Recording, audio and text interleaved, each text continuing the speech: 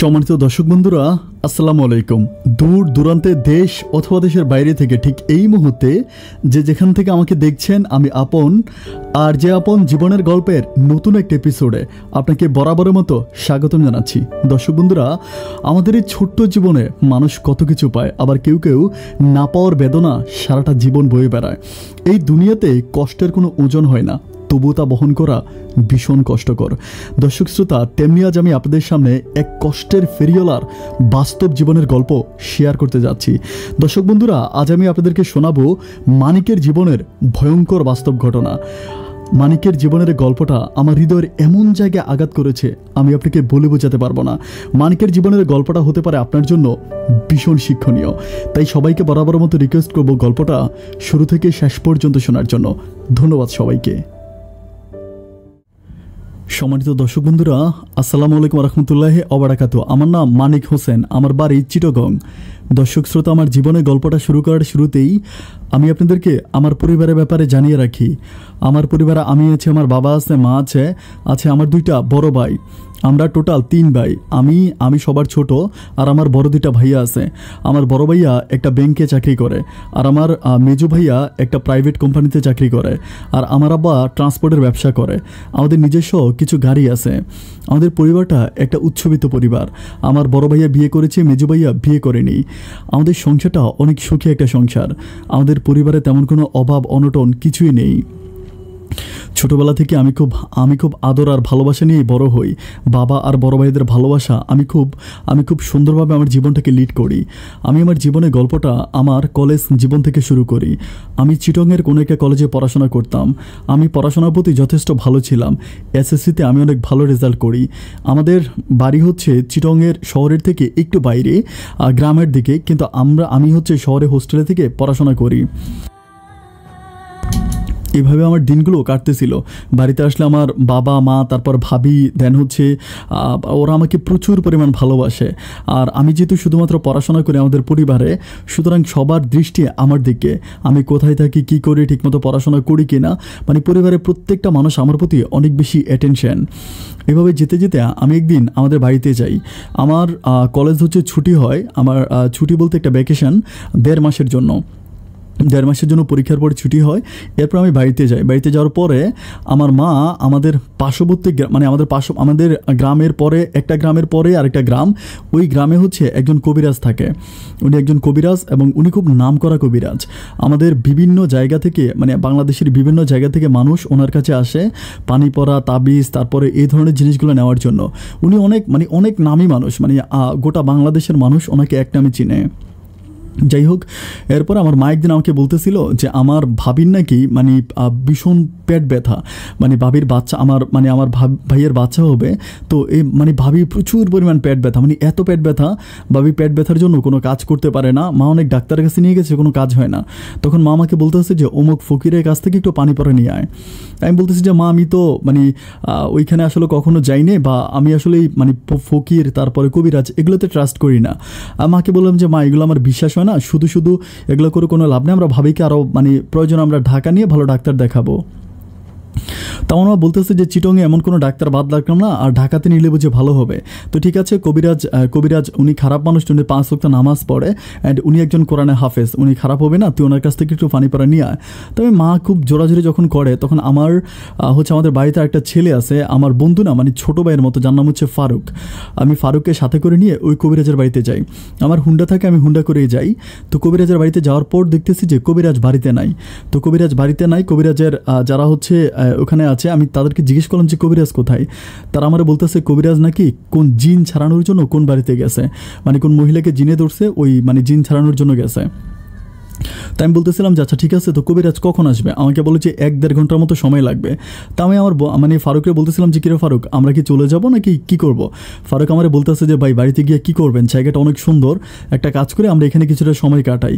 আমি বললাম যে আসলেই ঠিক, কবিরাজের বাড়িটা ছিল এরকম যে একেবারে খোলামেলা একটা বাড়ি। বাড়ির পাশেই হচ্ছে একটা ছোট্ট নদীর মতো ছিল, অ্যান্ড সব কিছু মিলিয়ে বাড়িটা অসম্ভব সুন্দর। একদম মেন রাস্তা থেকে 2 পাশে হচ্ছে নারিকেলের গাছ আছে, তারপর সুপারি গাছ আছে অ্যান্ড সুপারি নারিকেল গাছের মধ্যে দিয়ে রাস্তাটা বানাইছে।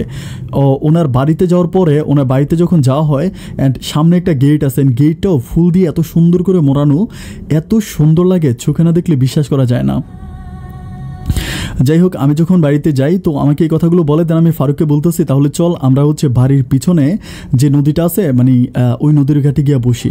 এরপর আমরা কী করি ওইখানে গিয়ে বসি অ্যান্ড খুব সুন্দর লাগতেছিল, মানে এত ভালো লাগতেছিল পরিবেশটা আমি ভুলে বোঝাতে পারবো না। তখন সময়টা ছিল লাইক বিকালের দিকে 5টার মতো অ্যান্ড বাতাস বইতেছিল, মানে অসম্ভব ভালো লাগতেছিল। আর আমি ফারুককে বলতেছিলাম যে ওইখানে অনেক বেশি বক দেখা যাচ্ছিলো, মানে বক পাখি। তো আমার ফারুক কিন্তু আবার বক ধরতে খুব পছন্দ করে। তাই আমি ফারুককে বললাম যে তো ওর বক ধরা কিন্তু একটা মেশিন আছে, মানে এটা লাইক যারা গ্রামের মানুষ তারা জানবেন, মানে এক ধরনের হচ্ছে এটা টিয়ের মতো করে বানানো হয়। এইটার মাথার ভিতরে মানে হচ্ছে রাখা হয়, মানে ছোট কোনো মাছ মানে বড়শির মধ্যে রাখা হয়। রাখার পরে যখন মানে বক পাখিটা হাঁটাচলা করে তখন ওই মাছটা যখন বক পাখিটা ধরে মানে খেয়ে ফেলে তখন ওই মানে সাথে বড়শিটা সহ তার পেটে চলে যায়। এভাবে হচ্ছে মানে ও বক পাখি ধরে। তা আমি তারা বললাম যে তুই যদি মানে বক ধরার জন্য তোর মেশিনটা নিয়ে আসতি তাহলে বক পাখি ধরতে পারতাম। আমার বল আচ্ছা ঠিক আছে ভাই, আনি নিয়ে তো কী হয়েছে, অন্য একটা সময় এখানে আইনা ঠিকই আমি বক পাখি ধরবো। তো কথা বলতে বলতে হঠাৎ করে আমি পিছনের দিকে তাকিয়ে দেখতেছি যে একটা মেয়ে মানে হাইটে আসতেছে, মানে এমনভাবে মানে ওই ওখানে কিন্তু ঘাটের মধ্যে প্রচণ্ড বাতাস ছিল। আর মেয়েটা অনেক ঢোলা ড্রেস পরে অ্যান্ড ঢোলা ড্রেস পরার কারণে মানে ড্রেসটা অনেকটা ঢোলা ঢালা ছিল, মানে বাতাসের সাথে তার চুল এবং ড্রেসটা মানে একদিকে যেন নিয়ে যাচ্ছে, এত ভালো লাগতেছিল। আমি বললাম কী রে, মানে এখন মানে মানে আমি ফারুককে বলতেছিলাম কী রে ফারুক, এটা কি পরীর রাজ্য নাকি? ও আমাকে বলে যে কেন ভাই? আমি বললাম যে দেখ একটা পরী আসতেছে। তখনও কী করে মেয়েটার দিকে তাকায় বলতেছে যে ভাই মেয়েটা তো অনেক সুন্দর, মানে দূর থেকে আসলে তার চেহারাটা অতটা বোঝা যায় না, বাট মনে হয় যে অনেকটা লম্বা, তারপরে চেহারাটা অনেক সুন্দর মনে হচ্ছে, একদম ফর্সা দেখা যাচ্ছিল। তো হাঁটতে হাঁটতে মেয়েটা প্রায় আমাদের কাছাকাছি আসে। কাছাকাছি আসার পরে আমাদের থেকে একটু ক্রস করে মেয়েটা পাশে দিয়ে একটা ঘাট আছে, মানে ছোট্ট ঘাটের মতো, ওখানে গিয়ে বসার পরে বসে থাকে। অ্যান্ড আমি তখন ফারুককে বলি কী রে ব্যাপার, মানে ওইখানে বসে আছে মেয়ে, মানে ব্যাপারটা কি? তখন ফারুক আমার বলতেছে যে ভাই বুঝতে পারতেছি না। তো এই ব্যাপারটা একটু জংলার মতো আর কি, এমনি একটু জঙ্গল টাইপের, ওরকম হচ্ছে মানে মানে অতটা খোলামেলা না। মেয়েটা যেখানে বসছিল, আমরা যেখানে বসছিলাম এটা খুবই ফ্রেশ মানে খোলামেলা একটা জায়গা, বাট ওই জায়গাটা একটু জংলা টাইপের। তো আমি ওখানে বসে আছি, ওই মেয়েটার দিকে তাকিয়ে আছি। আমার কাছে মনে হয় একেবারে নির্ঘাত কোনো পরী, এটা যে মানুষ মানে কেউ বিশ্বাসই করবে না। আমি নিশ্চিত করে বলতে পারছি এটা কোনো একটা পরী হবে, এত সুন্দর ছিল, এত ভালো লাগতেছিল, চোখে না দেখলে বিশ্বাস করা যায় না। যাই হোক, কথা বলতে বলতে একটা পর্যায়ে ফারুক আমি দেখতেছি যে পিছন থেকে আরেকটা মহিলা আর একটা একটা ছোট ছেলে দৌড়ে আসতেছে। তো একটু দৌড়ে আসতেছে, আমি বললাম যে কিরে কী ব্যাপার? আমি ওখানে দাঁড়ানোর পরে মহিলাটা আমাদের কাছাকাছি আসার পর আমি সালাম দিই, আসসালামু আলাইকুম আন্টি। পরে বলতেছে বাবা এইখানে কি কোনো একটা মেয়েকে দেখছিলা? আমি বললাম যে হ্যাঁ একটা মেয়েকে তো দেখছিলাম, মেয়েটা তো ওইখানে ঘাটে গিয়ে বসে আছে। তখন উনি বলতেছে কী বলো? আমি বললাম হ্যাঁ ওই যে ঘাটে গিয়ে বসে আছে। তখন উনি দৌড়ে গিয়ে মেয়েটাকে ওইখান থেকে নিয়ে আসে অ্যান্ড এমনভাবে নিয়ে যায় যেন মেয়েটা ছোটো বাচ্চা, মানে টানা হেঁচড়া করে নিতেছে। আমি তখন ফারুককে বললাম যে ফারুক ব্যাপারটা কি আমার বলতো? তো ফারুক বলতেছে ভাই মনে হয় মেয়েটা অসুস্থ। আমি বললাম কী বলিস, এত সুন্দর একটা মেয়ে, এত ভালো লাগে দেখতে, এত মসৃণ চেহারা, এত মানে এত কিউট টাইপের একটা মেয়ে অসুস্থ? আমাকে বলে যে ভাই অসুস্থ না হলে কি আর কেউ কবিরাজের বাড়ি আসে? আমি তারা বললাম যে তুই কীভাবে বুঝলি যে মেয়েটা কবিরাজের বাড়ি আসছে? ফারুক আমার বলতেছে ভাই নির্ঘাত কবিরাজের বাড়িতে আসছে, কারণ কবিরাজের বাড়িতে না আসলে এরকম মেয়ে এদিকে আসতো না। আর এই মহিলাটাকে আমি চিনি না, এনাদের গায়ে দেখেছো মানে কাপড় চোপড়গুলো একদম নতুন কাপড় চোপড়। গ্রামের বাড়িতে নিজেদের বাড়িতে কেউ কি নতুন কাপড় চোপড় পরে ঘুরে? তখন আমার কাছে মনে হলো যে হয়তো হতে পারে তারা হয়তো অন্য কোথাও থেকে আসছে কবিরাজের বাড়িতে। তো দেখতে দেখতে আমি ফারুককে বললাম যে দেখ কবিরাজ হয়তো চলে আসছে, চল আমরা কবিরাজের বাড়িতে যাই। এরপর কবিরাজের বাড়িতে আসার পর দেখি কবিরাজ এখনও আসে নাই। তো আমার তখন মেজাজটা খুব খারাপ হয়ে যায়, প্রায় সুন্দর মতো হয়ে যায়। আমি ফারুককে বলতেছিলাম যে কী করা যায় একটু বলতো, চল আমরা চলে যাই, কালকে আসি। তো ফারুক আমার বলতেছে ভাই আপনি কবিরাজকে সহজে পাইবেন না, কালকে আসলে দেখবেন যে কবিরাজ আরেক জায়গায় চলে গেছে। আর আপনার মা পানি পড়ার জন্য আপনাকে যেভাবে প্রেশার দিতেছে, পানি পড়া না নিলে মানে খালাম্মা কিন্তু আপনার সাথে খুবই খারাপ ব্যবহার করবে। আমি তখন বলি যে তাও ঠিক, কারণ মা তো মানে পানি পড়া নিতেই হবে। তো আমি চিন্তা করলাম যে কালকে আবার আসা লাগবে, প্রয়োজন এখানে একটু ঘন্টাখানিক বসি, বসার পরও যদি কবিরাজকে পাই তাহলে তো আর খারাপ কিছু না। তো এভাবে যেতে যেতে একটা পর্যায়ে আমি দেখি যে মানে কবিরাজের বারান্দার ভিতরে একটা ছোট টুলের মতো আছে, ওই টুলের ভিতরে মেয়েটা একা একা বসে আছে। আর আমি ফারুক আমাকে যেটা বলেছিল আমার কাছে কথাটা ট্রু মনে হচ্ছে, কারণ মেয়েটা কেমন যেন একটু লাইক মানে একটু গম্ভীর টাইপের, হয় না যে অনেকের সাথে কথা বলে না বা কেমন যেন একটু গম্ভীর টাইপের নিচের দিকে তাকায় আছে।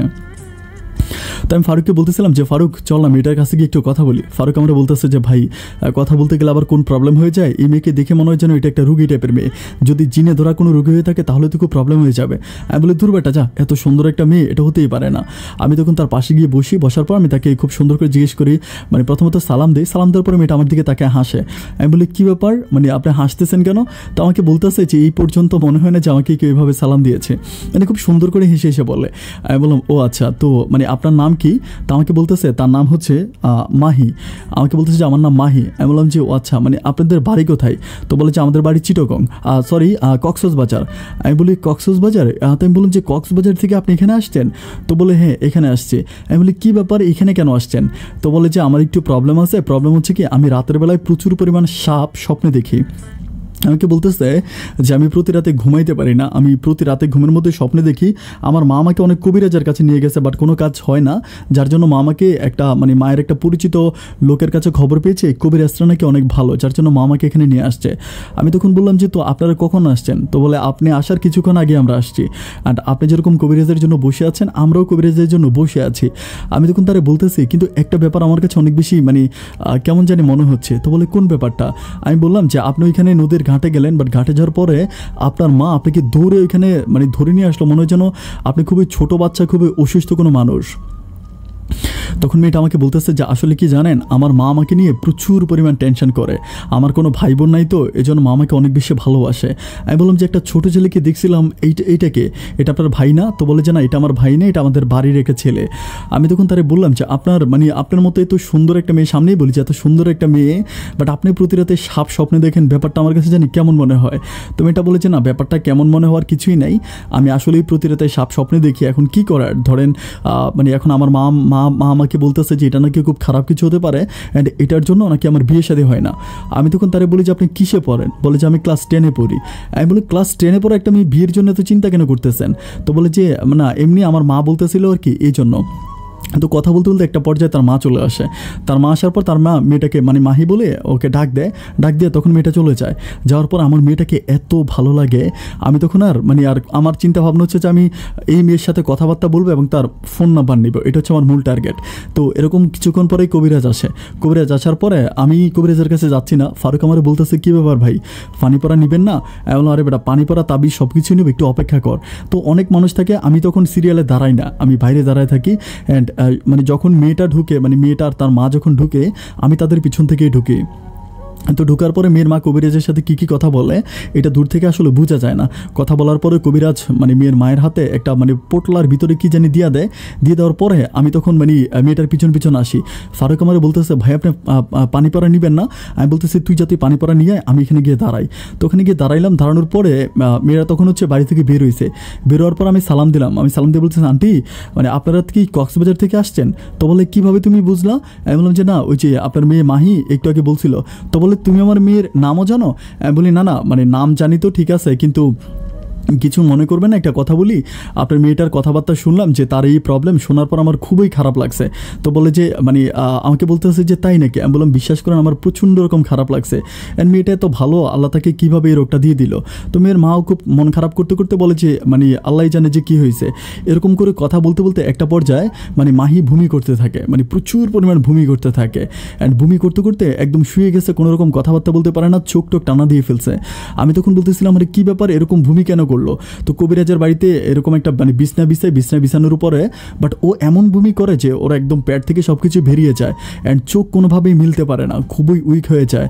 আমি তখন মানে আমি মেয়ের মারে বলতেছি, মানে মাহির মাকে বলতেছি যে এখন কী করবেন, আপনার মেয়ে তো উঠতেই পারতেছে না, তাকে নিয়ে কীভাবে এত দূর কক্সবাজার যাবেন? তখন মহিলাটা আমাকে বলতেছে যে কী করবো বাবা, এখন তো বুঝতে পারতেছি না।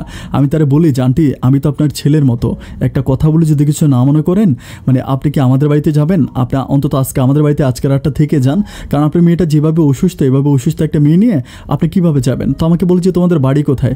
আমি বললাম আমাদের বাড়ি হচ্ছে সামনে একটা গ্রাম, এই গ্রামের পরেই আমাদের গ্রাম। তো আমাকে বলতেছে যে না বাবা আমি তো মানে উনি একটু মানে দ্বিধাদ্বন্দ্বের ভিতর পড়ে যায়। তো আমি চিন্তা করি যে আসলেই ঠিক, কারণ উনি তো আমাকে আর চিনে না, এরকম অপরিচিত একটা ছেলের সাথে উনি কীভাবে বা যেতে পারে। এরপর আমি কী করি, আমার ভাবিকে ফোন দিই। ভাবিকে আমি ঘটনাগুলো খুলে বলি, মানে ভাবিকে বলি ভাবি এই ঘটনা, এখন কী করতে পারি বলেন তো, মেয়েটাকে দেখে আমার খুব মায়া লাগছে, এখন মানে আমি তাকে একটু হেল্প করতে চাই।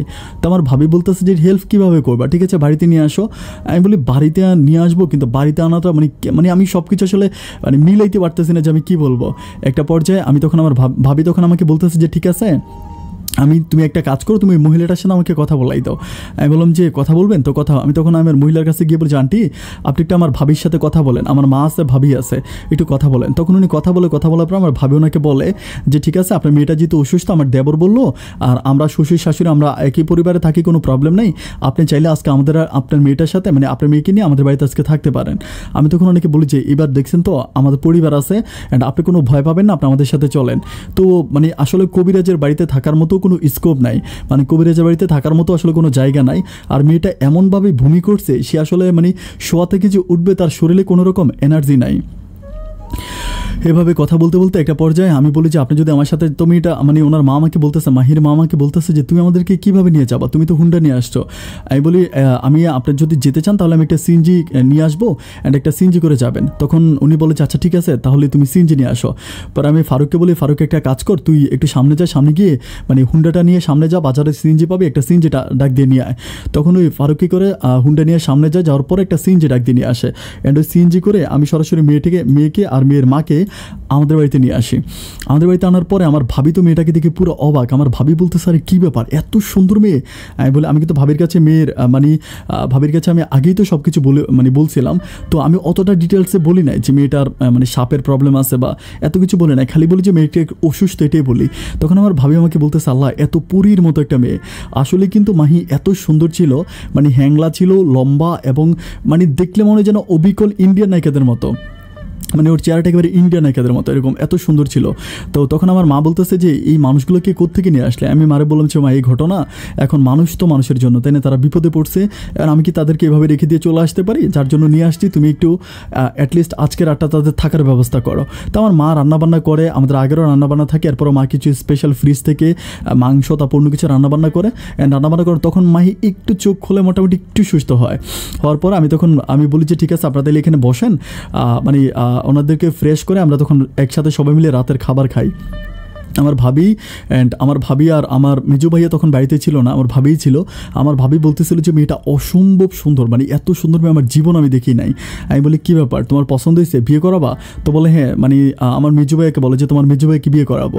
আমি তখন বলি যে কেন, মেজো ভাইকে কেন করাবো, আমাকে করাবা না? তখন ভাবি বলতেছে যে রে তোমার কি এখনো বিয়ের বয়স হয়েছে নাকি, মাত্র কলেজে পড়ো। আমি বললাম তাতে কী হয়েছে, এত সুন্দর একটা মেয়ে মেজো ভাই বিয়ে করবে, তাকে আমি সহ্য করতে পারবো?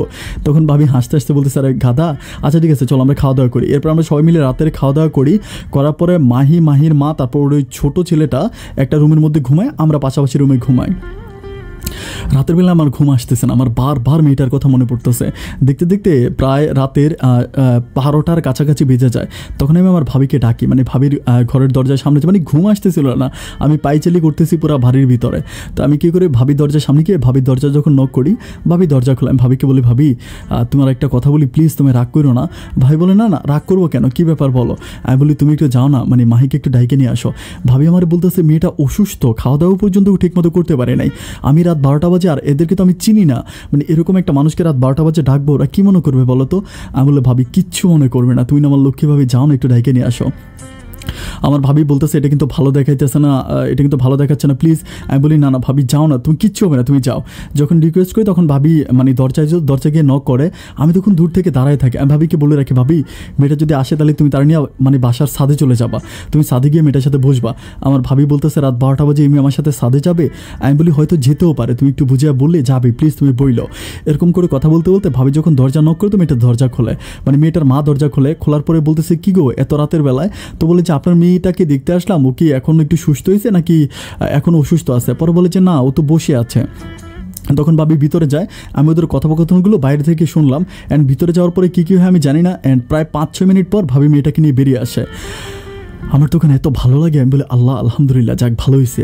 এরপরে ভাবি কী করে, মেয়েটাকে নিয়ে আমি যেমনিভাবে বলি আমাকে ইশারা দিয়ে বাসার ছাদে চলে যায়। তো আমি পিছন ছাদে যাই, ছাদে গিয়ে আমি গিয়ে বসি। আমি ভাবিকে বলি যে কী ব্যাপার ভাবি, তোমরা রাতের বেলায় ঘুমাও নাই কী করে এখানে? মানে আমি এমনভাবে একটা অভিনয় করি যাতে মেয়েটা কোনোভাবেই বুঝতে না পারে যে আমি ভাবিকে দিয়ে তাকে ওইখান থেকে ডেকে, মানে তাকে ওইখান থেকে আমি ঘুম থেকে ডাকে আনাইছি।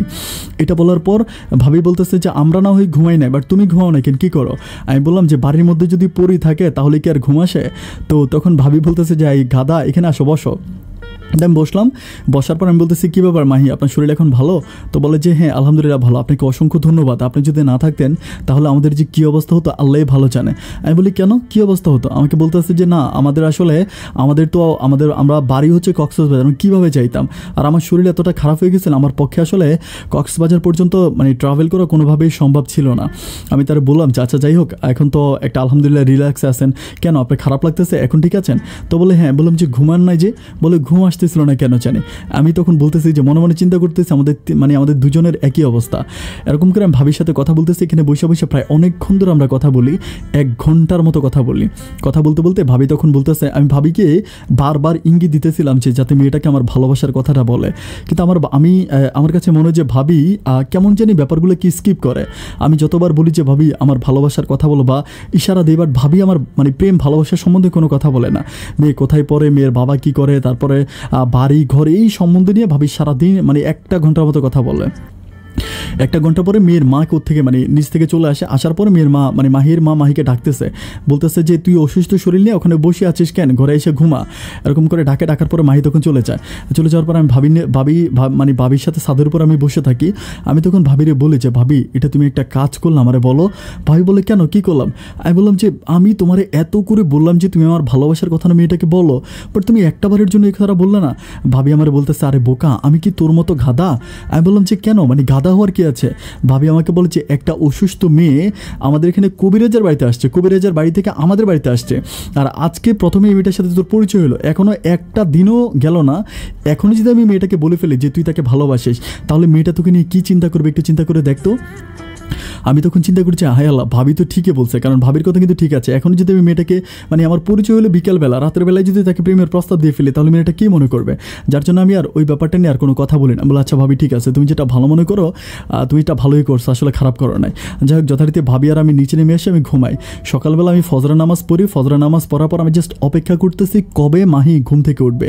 আসলে আমি দর্শক বন্ধুরা আপনাদেরকে একটা ব্যাপার আমি বারবার বলি, আমার জীবনে আমি অসংখ্য মেয়ে দেখেছি, বাট মাহির মাঝে একটা তাজ্জব চেহারা, মানে নাগিন ভাব ওর চেহারার ভিতরে।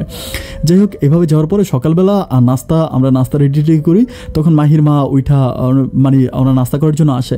তখন টেবিলের উপর নাস্তা দেখে মাহির মা বলতেছে যে আল্লাহ, আমি অবাক হয়ে গেলাম যে আপনারা আমাদেরকে চিনেন না, জানেন না, একটা রাত আমাদেরকে থাকতে দিছেন, রাতের বেলায় খাইতে দিছেন, এবং সকালবেলা এই রাজকীয় নাস্তা। আমি তখন তার মানে মাহির মাকে বলতেছি জানটি আপনি কিন্তু আমাদেরকে অপমান করে কথা বলতেছেন। তো বলে কেন অপমান কেন? আমি বললাম যে আরে এটা আবার এমন কি, আমরা পরিবারের মানুষগুলো আমরা সবসময় এভাবেই নাস্তা করি, তো আপনি আসছেন আজকে আপনি আমাদের মেহমান নাস্তা করবেন, এটা তোমার জন্য অনেক ভালো। তো উনি কী করে আমাদের সাথে নাস্তা করে, আর নাস্তা কমপ্লিট করার পরে তখন উনি চলে যাবে। আমি বললাম যে আপনি থাকেন, উনি বলে যে না উনি থাকবে না। তো আমার মা বলতেছে ঠিক আছে, মেয়েটা যেহেতু অসুস্থ, ওনার মেয়েটা অসুস্থ, তাদেরকে হচ্ছে দিয়ে আয়।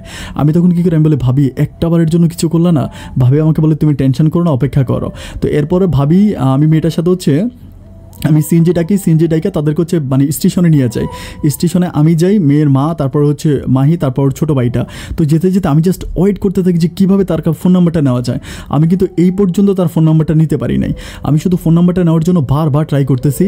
তো একটা পর্যায়ে যখন মানে ইয়েটা দাঁড়ায়, আমার সিএনজি দাঁড়ায় স্টেশনে গিয়ে, তখন ওরা সিএনজি থেকে নামে, আমি তখন আমার টাকা দিয়ে টিকিট কাটি।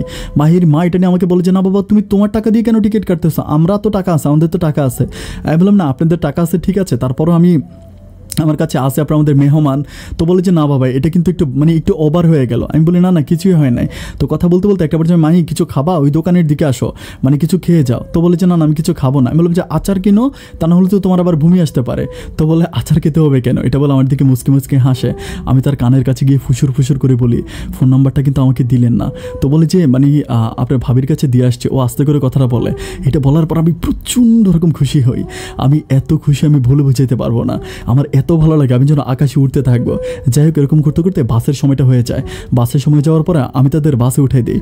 বাসে উঠে দেওয়ার পরে বাসটা যখন চলে যাচ্ছিল, বাসের পিছন দিয়ে আমি অপলক দৃষ্টিতে বাসের দিকে তাকিয়ে আছি। আমার কাছে মনে হলো যেন আমার কলিজাটা উড়ে যাচ্ছে, আমার ভিতরটা তখন ফেটে যাচ্ছিল। মনের অজান্তে মনটা ভীষণ খারাপ হয়ে গেল। একটা পর্যায়ে বাস চলে গেল কক্সবাজারের উদ্দেশ্যে। আমি তখন আবার আমার ওইখান থেকে একটা সিএনজি দিয়ে আমি তখন আমার বাড়িতে আসি। বাড়িতে আসার পর ভাবিরে বলি যে ভাবি তুমি আমার ফোন নাম্বারটা দাও। আমার ভাবি বলে আমি কোনো ফোন নাম্বার নেই। আমি বলি মেয়েটা বলছে তুমি তার কাছ থেকে ফোন নাম্বার নিয়েছো, প্লিজ আমাকে ফোন নাম্বারটা দাও। ভাবি বলে যে আমি ফোন নাম্বার নেই না। আমি বলি মিথ্যে বলো না ভাবি, তুমি ফোন নাম্বার নিছো। এটা নিয়ে তর্কাতর্কি করতে করতে একটা পর্যায়ে ভাবি বলে যে কীভাবে নিলাম জানো, কত কষ্ট হয়েছে ফোন নাম্বারটা নিতে, তার মা তো তার পিস ছাড়ে না। আমার মনে হয় তার মা কিন্তু সন্দেহ করছে। আমি বলি কী সন্দেহ করছে? আমার ভাবি বলতেছে যে তোমাকে নিয়ে সন্দেহ করছে। আমি বলি কেন, আমাকে নিয়ে কেন সন্দেহ করবে? ভাবি বলতেছে আরে গাদা, তুমি যে তার সাথে এত কথা বলছো, মানে মেয়েটার মা কিন্তু অনেক কিছু চালাক, মেয়েটার মা কিন্তু অত বোকা না। তুমি যে কথা বলতেছো ওনার মেয়েকে ফলো করতেছো, উনি কিন্তু এই ব্যাপারগুলো খুব ক্লিয়ার বুঝতেছিল। বাট উনি আমাদের মেহমান বলে এটা নিয়ে কোনো রিয়েক্ট করে নাই। বাট উনি কিন্তু সম্পূর্ণ ব্যাপারটা বুঝতে পারছে। তো কথা বলতে বলতে আমি বলি যে আচ্ছা যাই এখন বুঝলে বুঝুক, না বুঝলে তুমি তোমার ফোন মানে আমার ফোন নাম্বারটা দাও। তো ভাবি আমার বলতেছে এখন যে মোবাইল নাম্বার যে তুমি নিবা, মেয়ের কাছেও কোনো মোবাইল নেই, মেয়ের মায়ের কাছেও কোনো মোবাইল নেই, তাদের মোবাইল একমাত্র মেয়ের বাবার কাছে। আমাকে বলে যে এটা নাকি তার বাবার ফোন নাম্বার। আমি তখন বলি যে বাবার ফোন নাম্বার, ওদের কোনো মোবাইল নেই? তো বলে যে না, কেন তুমি কি ওদের কাছে মোবাইল দেখছো? আমি বলছিলাম না আসলেই তো ঠিক, আমি তো কোনো মোবাইল টোবাইল দেখি নাই। তো ভাবি বলতেছে যে এখন ফোন নাম্বারটা নিয়ে যাও, তুমি একটু টেকনিক করে আমি এটার সাথে কথা বললো। তো আমি ফোন নাম্বারটা নেওয়ার পর ওই দিন রাতের বেলায় আমি কল দিই। বাট কল দেওয়ার পরে মানে ওর বাবা রিসিভ করে আমি কেটে দিই। কেটে দেওয়ার পরে ভাবিরা এসে বললাম যে ভাবি বারবার ওর বাবা রিসিভ করে। আমার ভাবি তখন আমাকে বলে আসলে তুমি আমার দেবরটা, আমি যে তুমি বারবার গাদা বলি, তুমি এটা গাদাই, যার ফোন সে রিসিভ করবে না, তুমি কল দাও আমি কথা বলি। আমি বলি ভাবি তুমি কি কথা বলবা? বলে কল দাও না, আমি কথা বলতেছি। তো আমি কল দিই। কল দেওয়ার পরে আমি তখন ভাবিকে দিই। ভাবি তখন সালাম দিয়ে বলেছে আসসালামু আলাইকুম, মানে মাহি আর মাহির আম্মা কি বাড়িতে গেছে? তখন উনি, আমি লাউড স্পিকার দিয়ে রাখি, তখন উনি বলতেছে যে মানে আপনি কে বলতেছেন? পরে বলে যে উনি বলতেছে যে মাহি আর মাহির আম্মা আমাদের বাসায় ছিল গতকালকে রাতের বেলায়, এরকম আপনার উনি কি আসছে বাসায় আছে? পরে বলে হ্যাঁ বাসায় আছে। তো তখন বলে যে ওনার কাছে একটু দেন। তো মাহির মায়ের কাছে দেয়। তখন আমার ভাবি মাহির মায়ের সাথে কথা বলে, অনেকক্ষণ ধরে কথা বলে যে আপনাদের কোনো সমস্যা হয় না বা অনেক ব্যাপার নিয়ে কথাবার্তা হয়। একটা পর্যায়ে ভাবি বলতেছিল যে ফোনটা একটু মাহির কাছে দেন। তো ফোনটা যখন মাহির কাছে দেয়, ভাবি তখন মাহির সাথে কথা বলে। মাহির সাথে প্রায় ভাবি 10-15 মিনিটের মতো কথা বললে। আমি তখন ভাবিকে বারবার খোঁচা মারতেছিলাম যে তুমি আমার কথা বলো, তুমি বারবার তোমার কথা বলে লাভ কি, তুমি আমার কথা কিছু বলো। ভাবি আমাকে বলো আমি তোমার কথা কি বলবো, আজব ব্যাপার, তুমি বারবার মানে তুমি ডিস্টার্ব করো না, আমি কথা বলি। অ্যান্ড কথাবার্তা বলি শেষ করার পরে আমি তখন ভাবির বলি ভাবি কী লাভ হইলো এখন তুমি আমারে বলো, এখন যদি আমি আবারও কল দিই তো তুমি এর বাবাই কল রিসিভ করবে, আমি তো এই মেয়ের সাথে কথা বলতে পারবো না। আমি তোমাকে বারবার ইশারা দিতেছি যে মেয়ের কোনো বান্ধবীর ফোন নাম্বার নেওয়ার জন্য চেষ্টা করো। ভাবি আমাকে বলতেছে যতবারে মেয়ের সাথে কথা বলার দরকার আমি কথা বলাই দিব। 2 দিন কেটে যায়, বাট আমি ওই নাম্বারে আর কল দিই না। বাট ভাবির উপর আমার ভীষণ রাগ যে ভাবি কেন আমাকে ওর সাথে কথা বলাই দিল না। 2 দিন পরে ভাবি তখন আবার, আমি বলি যে ভাবি তুমি আবারও কল দাও। অ্যান্ড ভাবি তখন আবারও কল দেয়, তো মেয়ের বাবাই কলটা রিসিভ করে। তো সন্ধ্যার সময় ছিল, ভাবি বলে যে আমি ওই যে আমাদের চিটংয়ের বাড়ি থেকে বলতেছি, আমি একটু মাহি আর মাহির মায়ের সাথে কথা বলবো। তো বলে ঠিক আছে আপনি 1 ঘন্টা পরে ফোন দেন, আমি বাড়িতে যাই। তো 1 ঘন্টা পরে ভাবি তখন বাড়িতে আসে, মানে ভাবি তখন ওই লোকটা তখন বাড়িতে আসে। তো ভাবি আবারও কল দেয়। কল দিলে উনি তখন ওই কলটা মাহির মা রিসিভ করে। তো বলে যে কী গো আপনাদের শরীর স্বাস্থ্য ভালো আছেন? তো উনি বলে হ্যাঁ ভালো আছি, তো তোমরা কেমন আছো? আমরাও বলে আমরা ভালো আছি। তো একটা পর্যায়ে ভাবি বলতেছে যে মাহিকে দেন। তো মাহির সাথে কথা বলতে বলতে ভাবি বলে যে মাহি তুমি একটু সাইডে আসো। তো মাহি বলে আমি সাইডে আছি, আমার এখানে কেউ নাই। তো বলতেছে যে আমার দেবর তোমার সাথে কথা বলবে। তো বলে যে আচ্ছা দেন। তো আমি ওই তখন কথা বলি ওর সাথে, আমি বলি যে মাহি কেমন আছো তুমি? তখন মানে ও যেন লজ্জায় কথা বলতে পারতেছে না। আমি বলি কী ব্যাপার এত লজ্জা কেন? আমি তো তোমার সাথে অনেকটা সময় কাটিয়েছি, কই এত লজ্জা তো তখন দেখি নাই। তখন বলতেছে আমার কাছে কেমন জানি লজ্জা লাগতেছে। আমি বলি লজ্জা লাগার কি আছে বোকা মেয়ে, কী করো? বলে যে কিছু করি না বাসায়। আমি বললাম যে তুই কিছু খাইছো? বলে একটু আগে আমরা মুড়ি চানাচুর বানাইছিলাম, এটা খাইলাম। আমি বলি আমি তো তোমার সাথে কথা বলতে পারি না, এখন কী করা যায় বলো তো? তো বলি যে কী কথা বলবেন আমার সাথে? আমি বলি তুমি কি এমন কোনো ফোন নাম্বার তোমার নাই যে তুমি ওকে একটা ফোন নাম্বার দিতে পারো না যে তোমার সাথে একটু কথা বলবো? পরে বলে না এরকম কোনো ফোন নাম্বার আমার নাই। তখন আমি বলি যে মাহি তোমাদের ঠিকানাটা, মানে তোমাদের এলাকার ঠিকানাটা আমাকে একটু বলো, আমি একটা কাগজে লিখে রাখি, আমি তোমার সাথে একটু দেখা করতে যাবো। আমাকে বলি যে কী ব্যাপার দেখা করতে কেন আসবেন? আমি বলি তুমি প্লিজ একটু ফোন নাম্বারটা বা তোমার ঠিকানাটা দাও। তখন সে আমাকে তার স্কুলের ঠিকানাটা বলে। স্কুলের ঠিকানাটা বলার পরে এর 2 দিন পরে আমি তখন একা চিটং থেকে কক্সবাজার যাই। কক্সবাজার যাওয়ার পরে ওর স্কুলের সামনে যাই, স্কুলের সামনে যে দপ্তরে থাকে সেই দপ্তরের সাথে কথা বলি এবং তার নাম বলি। বলার পরে দপ্তরে তখন ওকে স্কুল থেকে ডাইকা দেয়। ও আমাকে দেখার পর যেন আসমান থেকে পড়ে, ও আমাকে বলে কী ব্যাপার আপনি আসছেন, আমাকে বলে আসলেন না তো? আমি বললাম যে আমি তোমাকে বলে আসি না, কারণ তোমাকে সারপ্রাইজ দিতে চাই। আমি তখন বললাম যে তুমি প্লিজ এখান থেকে চলে আসো, মানে আজকে ক্লাস করো না। তো কী করে মানে বইটা নিয়ে মানে দপ্তরিকে বলে, মানে টিচারের কাছে বলে যে আমার মামাতো ভাই আসছে, আমি বাড়ি যাব। তো আমাকে মামাতো ভাই পরিচয় দিয়ে দেওয়ার পর স্কুল থেকে আমার সাথে চলে আসে। আমি বললাম যে কোথায় যাব? আমাকে বলে যে আপনি যেখানে নিয়ে যান সেখানেই যাব। আমি বললাম এটা তো তোমাদের এলাকা, আমাদের এলাকা না। তখন সে আমাকে ওদের এলাকাতে একটা রেস্টুরেন্ট টাইপের, বাট অত ধরনের ছোটোখাটো রেস্টুরেন্ট, ওই রেস্টুরেন্ট আমাকে নিয়ে যায়। এটা একটা মোমোশনাল সিটি ছিল। তো এখানে যাওয়ার পর আমি ওর সাথে কথা বলতেছি। আমি বললাম যে মাহি, আমি না একটা ব্যাপার আমি সংকোচ করতে চাই না, আমি তোমাকে খোলাখুলি একভাবে একটা কথা বলতে চাই। ও আমাকে বলে কী বলতে চান বলেন। আমি বললাম যে প্রথমত তুমি আমাকে তুমি করে সম্বোধন করো।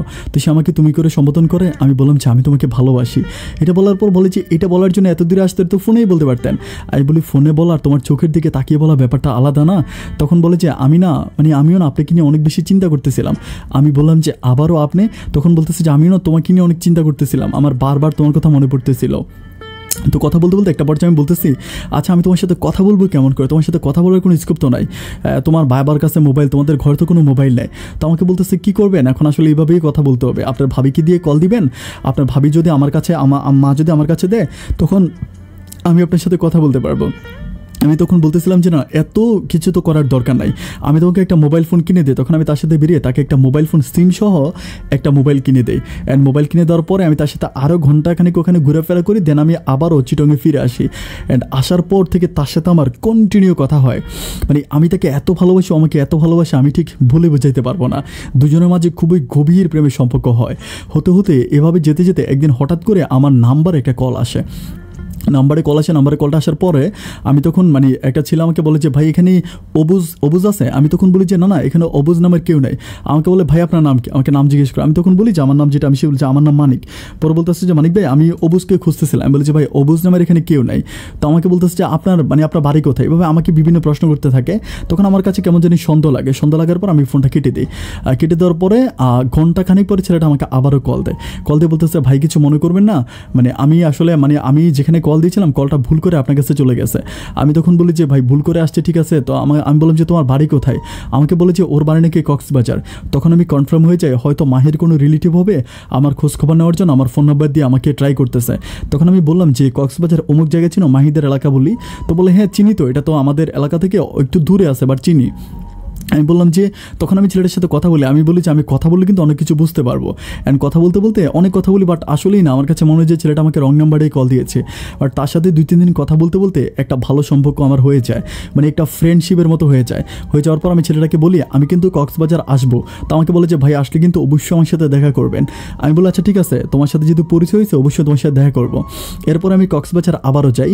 অ্যান্ড যাওয়ার পরে আমি তখন ছেলেটার সাথে দেখা করার পর ছেলেটা আমাকে ছেলেটার সাথে আমি মাহিদের বাড়িতে মানে মাহির সাথে দেখা করি সেম রেস্টুরেন্টে। দেখুন আমি বলি যে এই ছেলেটা এরকম। তখন ছেলেটা বলছে এই এলাকার আমার কিছু বন্ধু বান্ধব আছে। আমি তখন ছেলেটারে বলি যে না কোনো বন্ধু বান্ধবকে ফোন দিও না, তুমি তো আমার বন্ধুর মতো, কোনো বন্ধুকে ফোন দেওয়ার দরকার নাই। অনেকক্ষণ কথাবার্তা বলার পরে বলে আচ্ছা ঠিক আছে। তো আমরা প্রায় ওখানে ঘন্টা খানিকের মতো থাকার পর আমি মায়ের সাথে দেখা করে আমি আবারও চলে আসি। অ্যান্ড আসার 5-6 দিন পর একদিন ছেলেটা আমাকে ফোন করে বলতেছে ভাই আপনাকে একটা কথা বলি, আপনি কিছু মনে করেন না, আপনি যে মেয়েটার সাথে প্রেম করেন এই মেয়েটার সম্বন্ধে কি আপনি জানেন, মানে ডিটেলস জানেন?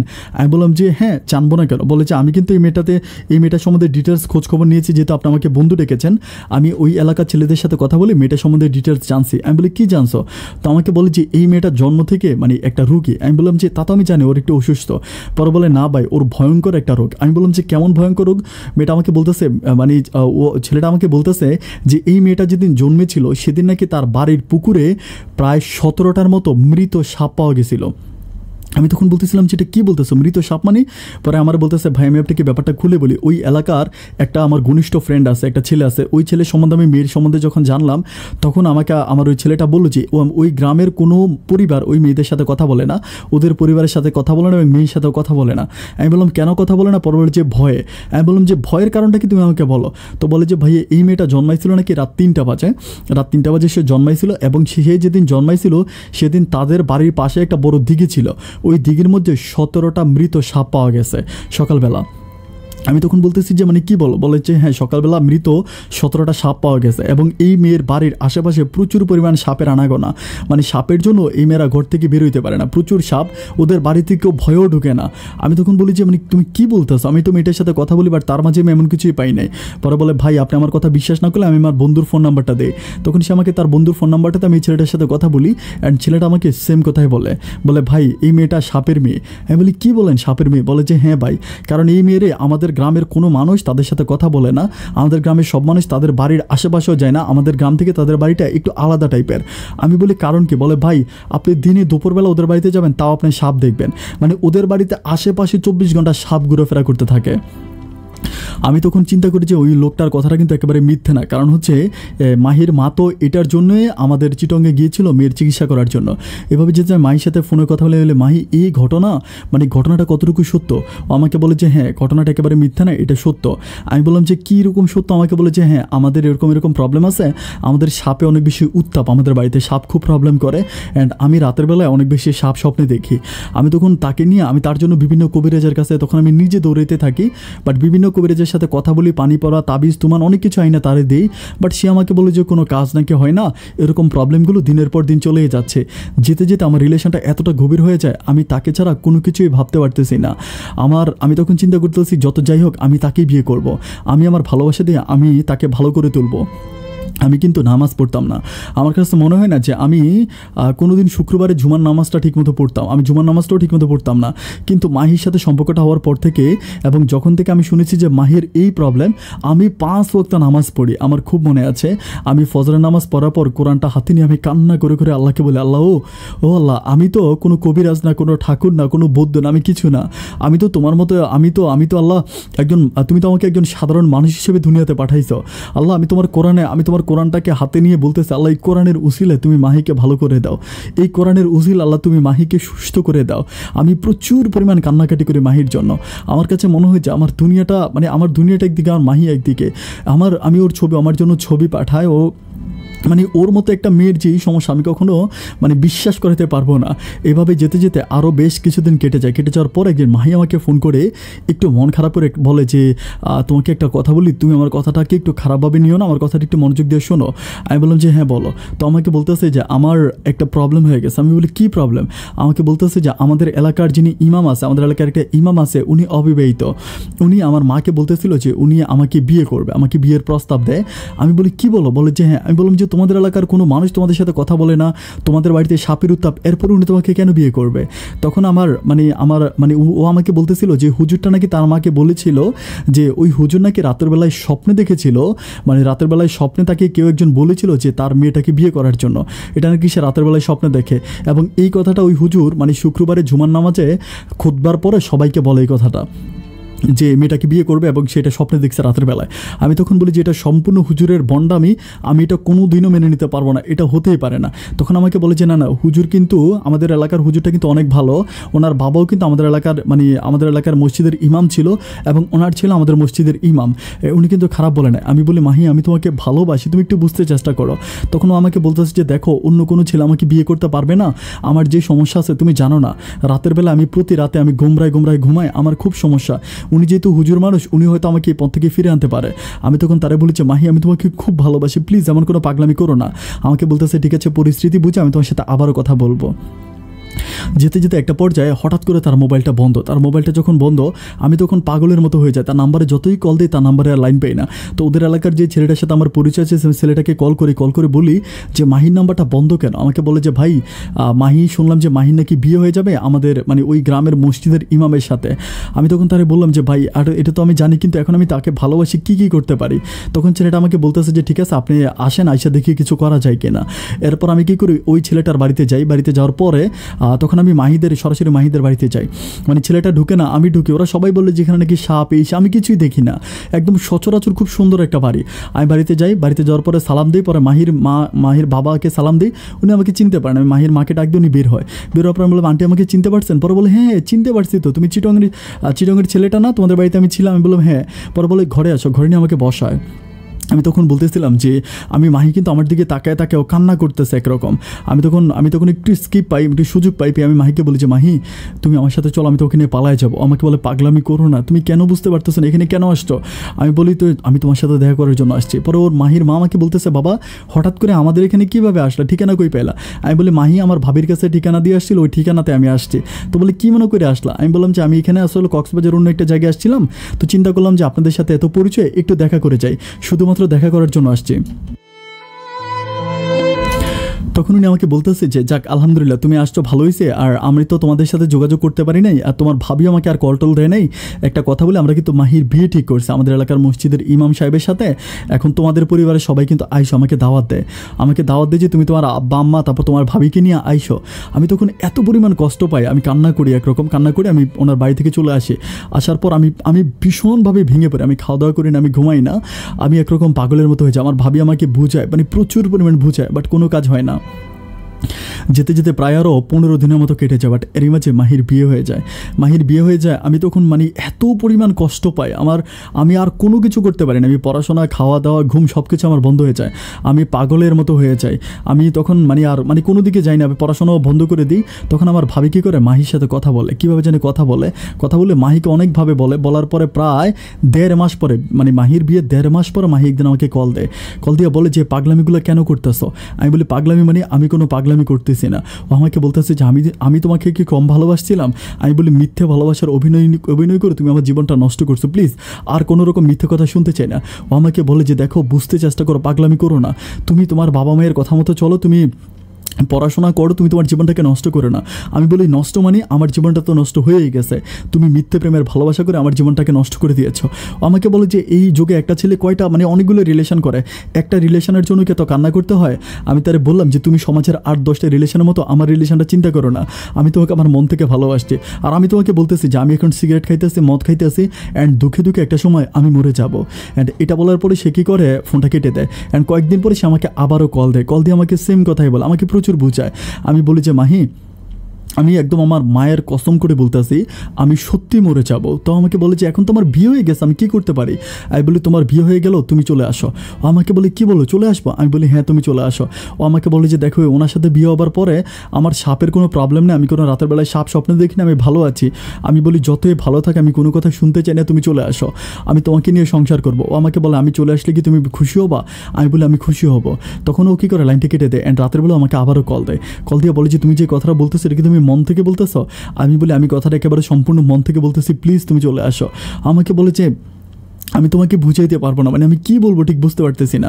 আমি তখন বলি যে প্লিজ তুমি চলে আসো, আমি আর কোনো কথা শুনতে চাই না। তখনও আমাকে বলে একটা পর্যায়ে আমাকে বলে যে ঠিক আছে আমি চলে আসলে যদি তোমার জীবনটা নষ্ট না হয়, আর তোমার ভাবি ফোন করে খুব কান্নাকাটি করে, তোমার ভাবির কান্নাকাটি সহ্য হয় না, তোমার আম্মার কান্নাকাটি সহ্য হয় না, ঠিক আছে আমাকে বিয়ে করলে যদি তুমি ভালো থাকো তাহলে ফাইন, আমি তোমাকে বিয়ে করবো। অ্যান্ড একটা পর্যায়ে ও রাজি হয়ে যায়। রাজি হওয়ার পরে আমি ঠিক তারই 5-6 দিন পরে কক্সবাজার যাই। অ্যান্ড যাওয়ার পরে ওর বাড়ি থেকে কাপড় চোপড় নিয়ে প্রিপারেশন নিয়ে চলে আসে। তখন আমি কী করি ওকে নিয়ে সরাসরি চিটংয়ে আসি। চিটং আসার পরে আমি ওকে নিয়ে আমার বাড়িতে উঠি। বাট বাড়িতে ওঠার পরে আমার আব্বা আম্মা প্রচুর পরিমাণ আমার উপরে খেপে যায়, তারা আমার প্রচুর পরিমাণ গালাগালি করে। আমি তখন বলি যে অ্যান্ড আমার মা তখন জানে যে মেয়েটার বিয়ে হয়েছে, আমার মা কিন্তু জানতো। আমি কিন্তু বাড়িতে এসে আমার ভাবি কিন্তু আমার মাকে বলছে যে মেয়েটার বিয়ে হয়েছে। আমার মা বলতেছে যে মেয়েটার বিয়ে হয়েছে, তারপরে ওই মেয়েটাকে তুই কীভাবে নিয়ে আসলি? আমি বললাম যে ওর বিয়ে হয়েছে, আমাকে ভালোবাসতাম, আমি ওই ঘর থেকে ওকে নিয়ে আসছি। তখন আমার মা প্রচুর পরিমাণ আমার সাথে চিল্লাফিল্লা করতে থাকে, যেটা কেমন কথা, একটা বিবাহিত মেয়েকে তুই নিয়ে আসলি। অ্যান্ড তখন কিন্তু আমার মেজো ভাইয়া বিয়ে করে নাই। আব্বা, মেজো ভাইয়া, মা আমার উপরে প্রচুর পরিমাণ রেগে যায়। রাগারাগি করতে করতে তখন কিন্তু এত পরিমাণ রাগারাগি করে আমি ভুলে বোঝাতে পারবো না। আমি বলি যে দেখো তোমরা আমাকে একটু বুঝতে ট্রাই করো, বাট তারা আমার কোনো কথাই শোনে না। একটা পর্যায়ে আমাকে তারা ঘর থেকে বের করে দেয়। আর ঘর থেকে বের করে দেয়, তখন বের করে দেওয়ার পরে আমি কী করি চিটং শহরে একটা ঘর ভাড়া করি। আমি মাহিকে নিয়ে ওখানে থাকি। তো আমাকে প্রচুর পরিমাণে হেল্প করে আমার ভাবি আইসা আমাকে টাকা পয়সা দেওয়া যায়, খাবার দাবার দেওয়া যায়। অ্যান্ড ভাবি প্রচুর এর মাঝে আমার ভাবির করে একটা সন্তান হয়, একটা ছেলে সন্তান হয়। অ্যান্ড ভাবি কিন্তু তখন প্রচুর পরিমাণে হেল্প করে আমাদেরকে। এভাবে আমার দিনগুলো কাটতেছে, ভাবি আমাদেরকে খাওয়া দাওয়া দিচ্ছে, আমি খাওয়া দাওয়া করতেছি। তখন আমি কী করে একটা কোম্পানিতে চাকরি নিয়ে নিই। একটা কোম্পানিতে চাকরি নেই, তখন চাকরি করতেছি। বাট আমার আব্বা এবং আমার মা দুজনে আমার উপরে খুব রাগ, মানে তাদের একটাই কথা, তারা আমাকে আর কোনোভাবে তারা আমার মুখটা তারা আর দেখতে চায় না। আমি একটা বিবাহিত মেয়েকে কক্সবাজার থেকে বিয়ে করে নিয়ে আসছে, তারা আমাকে মেনে নিবে না। তো এর মাঝে মাহির আব্বা আম্মার সাথে কথা বলে, বাট তারাও একই অবস্থা। আমরা কোর্টে গিয়ে কিন্তু মাহিকে আমি ওই হুজুরটাকে মাহিকে দিয়ে আমি ডিভোর্স করাই দিই, মানে আমার হুজুরটাকে ডিভোর্স করাই। ডিভোর্স করানোর পরে এখন মেনলি সমস্যাটা হচ্ছে কি, যে মাহির আগে যে প্রবলেমটা ছিল না, আমার সাথে বিয়ে হবার পরে মানে সেম প্রবলেমটা আবার আগের মতো রাতের বেলায় সাপ স্বপ্নে দেখে। আমি দেখি ও যখন আমার সাথে রাতের বেলায় ঘুমায়, মানে সাপের যেরকম মানে একটা সাপ যেরকম খুব রেগে গেলে যেরকম ফুসফুস করে শব্দ করে না, ও রাতের বেলা এরকম ফুসফুস করে শব্দ করে। শব্দ যখন করে আমার হঠাৎ করে ঘুম ভেঙে যায়। আমি তখন লাইট জ্বালাই, অ্যান্ড জ্বালানোর পর আমি দেখতে পাই এরকম সে ফুসফুস করে, শুধু ফুসফুস করে মুখে মুখে। আমি তখন কিছুই বুঝতে পারিনি। আমি তাকে নিয়ে অনেক কবিরাজের কাছে যাই, মানে চাকরি করি তার পাশাপাশি বিভিন্ন কবিরাজের কাছে আমি তাকে নিজেই নিয়ে যাই, বাট কোনো কাজ হয় না, মানে কোনো কাজ হয় না। ও রাতের বেলা এরকম মানে সকালবেলা উঠলেও শরীর নাড়াতে পারে না, প্রচণ্ড রকম ও শরীর ব্যথা করে, ও খুবই কান্নাকাটি করে, মানে প্রচণ্ড কান্নাকাটি করে শরীর ব্যথায়। আমি বলি যে মানে কী করতে পারি, আমি তোমার জন্য কী করতে পারি, আমাকে একটু বলো। আমাকে বলেছে আমি বুঝতে পারতেছি না আমার শরীরটা এত ব্যথা কেন করে। তো ওর আব্বা আম্মার সাথে ওর আব্বা আম্মাও কিন্তু ওর উপরে প্রচুর পরিমাণ খেপে যায়। ওর আম্মা মাঝে মাঝে আমাদের সাথে কথা বলে, কিন্তু ওর আব্বা কোনো কথা বলে না। আর আমি কিন্তু মাহিকে ওইখানেও আর পাঠাই না, মাহি ওইখানে যেতেও চায় না। মানে মাহি বলে যে ওইখানে গেলে তার মানে ওই গ্রামের ইমাম সাহেবের সাথে বিয়ে হয়েছে, সেই গ্রামে মুখ কাউকে দেখাতে পারবে না, এই জন্য ওর তখন আর ওই গ্রামে যায় না।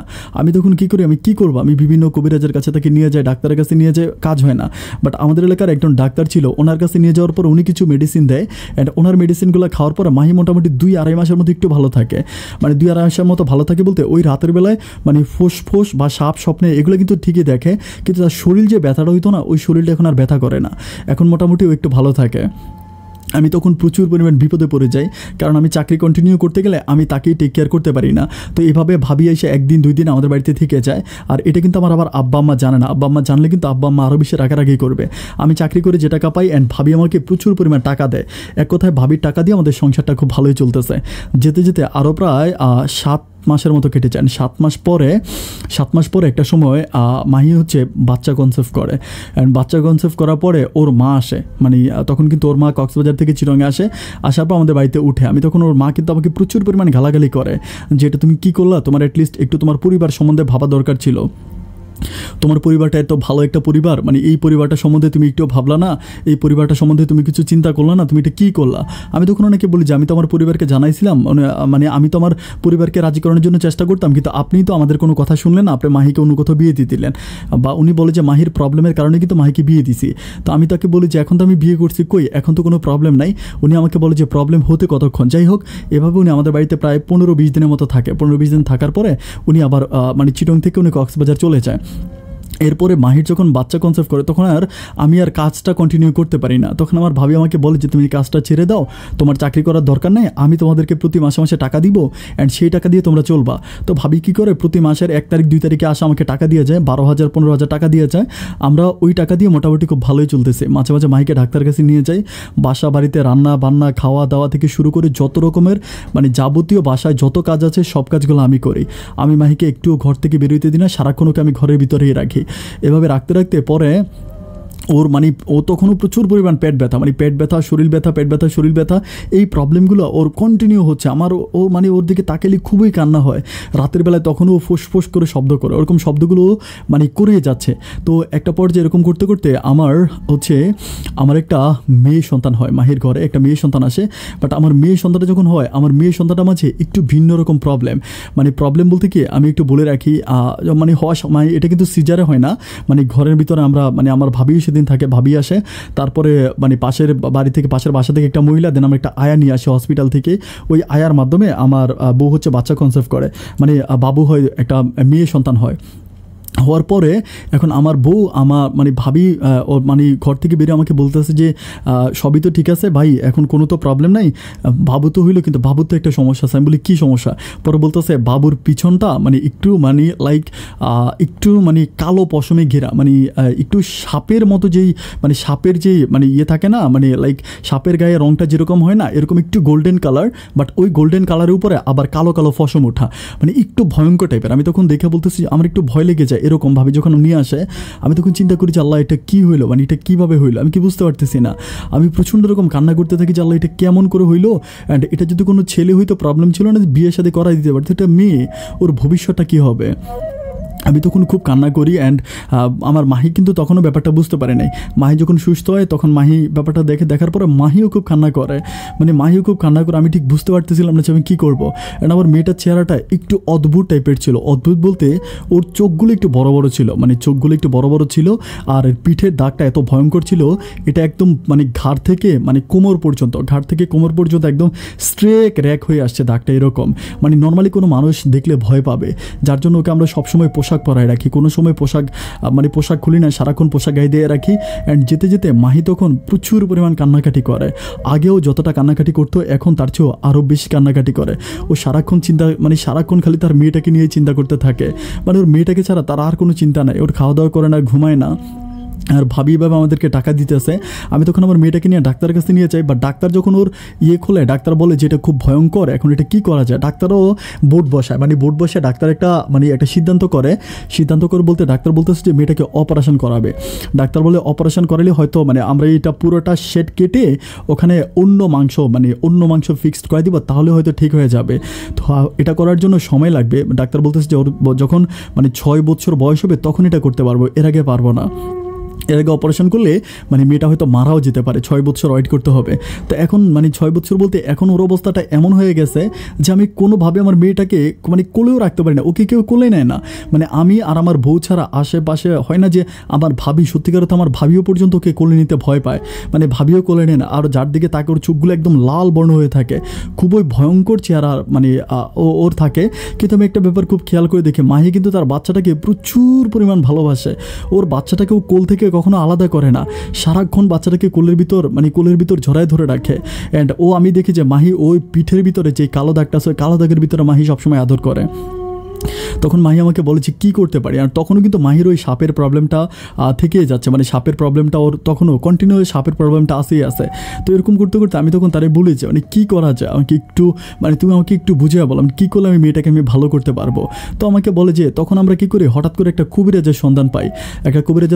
কবিরাজটা হচ্ছে উনি হচ্ছে ইয়েতে থাকে, উনি একটা হিন্দু কবিরাজ, উনি থাকে হচ্ছে ইন্ডিয়াতে থাকে। ইন্ডিয়ার একটা আমাকে প্রদেশের নাম বলো, ওই প্রদেশে উনি থাকে।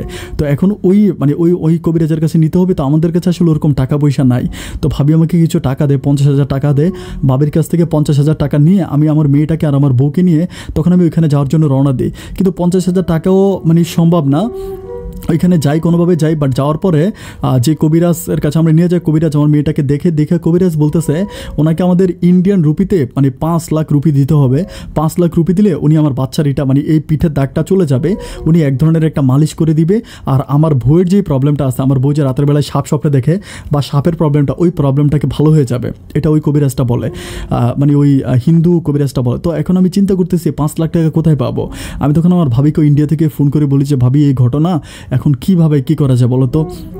ভাবি আমাকে বলতেছে যে ঠিক আছে, টাকার একটা না একটা ব্যবস্থা হয়ে যাবে, এখন তুমি আসলে কাজ হবে কিনা। আমি বলি ওরা তো বলে কাজ হবে। আমি কবিরাজের সাথে কথা বললাম এবং আশেপাশের কিছু মানুষের সাথে কথা বললাম, সবাই বলে যে কাজ হবে, সবাই আমাকে বলে যে কাজ হবে। আমার ভাবি বলতেছে যে কাজ হইলে আমরা টাকা দিব, বাট টাকা দিতে কোনো আপত্তি নেই, তখন তুমি দেখো কাজ হয় কি না। তো এইভাবে আমরা ওইখানে প্রায় আনুমানিক প্রায় 2-2.5 মাসের মতো থাকি। অ্যান্ড 2-2.5 মাসে ভাবি তখন ওনার গয়না বিক্রি করে ফেলে। আমার ভাইয়া যে গয়না দিয়েছিল বিয়ের সময়, ওই গয়না বিক্রি করে আমাদের জন্য টাকা পাঠায়, 6 লাখ টাকা পাঠায়। অ্যান্ড 6 লাখ টাকা ভাবি তার বাপের বাড়ি থেকেও কিছু টাকা আনে, টাকাই না আমাদের জন্য পাঠায়। অ্যান্ড 6 লাখ টাকা ওই কবিরাজের সাথে কন্ট্রাক্ট, আমার 5 লাখ রুপি কন্ট্রাক্ট হয়। ওই 5 লাখ রুপি দেওয়ার পরে সে কী করে, আমার মেয়েটাকে ওভাবে হচ্ছে চিকিৎসা করতে থাকে পিঠের উপরে বিভিন্ন রকমের অয়েল টাইপের, তারপরে মেসেজ করতে থাকে এবং বিভিন্নভাবে আমার মেয়েটাকে পরীক্ষা করে। ও আমাকে বলে যে 6 মাসের মতো লাগবে, ওখানে আমাদের 6 মাস থাকতে হবে। তো 6 মাস থাকতে হবে। এরই মাঝে আমি কিন্তু মাহিকে ওইখানে একটা ঘর ভাড়া করি, ইন্ডিয়াতে ওইখানে একটা ঘর ভাড়া করি। ঘর ভাড়া করার পর মাহিকে ওইখানে আমি রাখার পর আমি এবার বাংলাদেশে আসি। 6 মাস আমরা তো আসলে ভিজিট বিষয়ে গিয়েছিলাম, পরে আবার ইন্ডিয়ান এম্বাসিতে আসার পর আমি তো ভিজিট হচ্ছে 3 মাস। তো আমি ইন্ডিয়ান এম্বাসিতে এসে আবার ইন্ডিয়ান এম্বাসি থেকে আমি আবার নতুন করে ভিজিটটা ভাড়াই। এরই মাঝে আমি প্রায় 5-6 বার মতো যাতায়াত করি, ইন্ডিয়া টু বাংলাদেশ যাতায়াত করি। অ্যান্ড প্রতিদিন সকালবেলা আমার বউ কবিরাজের কাছে মেয়েটাকে নিয়ে যাওয়ার পরে কবিরাজ ওকে সেবা যত্ন করে বা সব কিছু করে। ওইটা আসলে ওভাবে ভালো হয় না, মানে ওভাবে ভালো হয় না। বাট একটু আগের চেয়েও দাগটা মানে যে কালো পশমগুলো ছিল ওই কালো পশমগুলো উঠে গেছে, বাট দাগটা কিন্তু মোটামুটি থেকে গেছে। আর মেয়েটা প্রচুর পরিমাণ কান্না করে, মানে এত পরিমাণ কান্না করে আমি ভুলে বোঝাতে পারবো না। মানে এত কান্না করে ও সারাটা ক্ষণই খালি কান্না করতে থাকে। অ্যান্ড আমার বউ, আমার মাহিরও কিন্তু তখন এই শারীরিক সমস্যাগুলো ওরও কিন্তু বাড়তেছে। ও কিন্তু রাতের বেলায় আগে যেরকমভাবে ওর প্রবলেমটা হতো, এখন ওর প্রবলেমটা আরও বেশি হয়ে গেছে। ও রাতের বেলায় ঘুমাইলেই খালি চিল্লাচিল্লি করে, মানে ঘুমাইলেই খালি চিল্লাচিল্লি করে। আমি তখন এতটা বিপদে পড়েছি, আমার চারদিক থেকে আমাকে বিপদ ঘিরে ধরে, আমি না পারতেছি এটা ধরে রাখতে, না পারতেছি ছাড়তে, আমি এমন একটা বিপদে পড়ে যাই। তো এভাবে যেতে যেতে একটা পর্যায়ে আমার মনে আছে পহেলা বৈশাখ, ইয়ে ছিল, দিনটা ছিল তোমার আপনার ইয়েতে ওই যে রাতে যে রাতগুলো হয় অমাবস্যা রাতের বেলায় ওই কবিরাজ বলতেছিল যে অমাবস্যা রাতের বেলায় নাকি আমার এই মেয়ের এইটার উপরে সে হচ্ছে মানে ইয়ে করবে, মানে চালান চালাইয়া সেইটার উপরে একটা দাগ দিবে, একটা দাগ দিয়ে দিলে ওই দাগটার মানে সম্পূর্ণ হওয়ার পর আমার মেয়েটা ভালো হয়ে যাবে, ওরকম একটা দাগ দিয়ে দেয়। তো দাগ দিয়ে দেয় বলতে কি আমি একটু মানে অন্যভাবে বলি, উনি কী করে একটা স্টিলের পাতের মতো আমার মেয়েটার মানে কালো দাগের চারপাশে স্টিলের পাটটা বসায় দেয়, আর এমনভাবে বসায় দেয় একদম মাংসের ভিতরে বসায়। আমার তখন এত খারাপ লাগে, এত কষ্ট লাগে যে আমি বলে বুঝাইতে পারবো না, মানে রক্তবীর আমার মেয়েটার। তারপরও ওইখানে ওরা আরও কয়েকজন থাকে এই কাজটা করে অমাবস্যা রাতের বেলায়, করার পর আমাকে বলে যে এটা আস্তে আস্তে মানে দাগটা ওই আর বাইরে যাবে না, অ্যান্ড ওইখান থেকে দাগটা আস্তে আস্তে চিমে ভালো হয়ে যাবে। অ্যান্ড আমার বউ বলতেছিল যে তার নাকি মানে সাপের প্রবলেমটা একটু তার কমে গেছে, সে আগের মতো সাপ স্বপ্নে দেখে না, এখন মোটামুটি একটু ভালো আছে। আমাকে বলে যে এখন একটু মোটামুটি ভালো আছে। তখন আমরা কী করি, ইন্ডিয়া থেকে আমরা বাংলাদেশে চলে আসি, বাংলাদেশে পার্মানেন্টে চলে আসি। কবিরাজের সাথে ফোনে কথাবার্তা বলা হয়, কবিরাজ আমাদেরকে ওষুধ দিয়ে দেয়, তাবিজ দিয়ে দেয়, ওষুধ তাবিজ তেমন সব কিছুই ঠিক আছে, সব কিছু মোটামুটি চলতেছে। অ্যান্ড এরকম করে যেতে যেতে প্রায় আরও 6-7 মাসের মতো কাটে। তখন আমার মেয়েটা মোটামুটি একটু বড় হয়, বাট আমার এই মেয়ের সাথে কেউ কথা বলে না। ও কিন্তু খুব সুন্দর করে কথা বলে, ওর সবই ঠিক আছে, খালি ওর ওই পিঠের দাগটাই প্রবলেম, মানে কেউ ওর সাথে কথা বলে না, ওই এলাকার কেউ কথা বলে না। আমার শাশুড়ি হচ্ছে মাঝে মাঝে আসে, আর আমার আব্বা মা তো আমার সাথে সম্পর্ক চিহ্নই করে দিয়েছে, আমার আব্বা মা আমার সাথে কোনো কথাই বলে না। অ্যান্ড আমার শাশুড়ি মাঝে মাঝে এসে কিছু টাকা পয়সা দিয়ে যায়, আর মানে দেখাশোনা করে যে এরকম করে যেতে যেতে একটা পর্যায়ে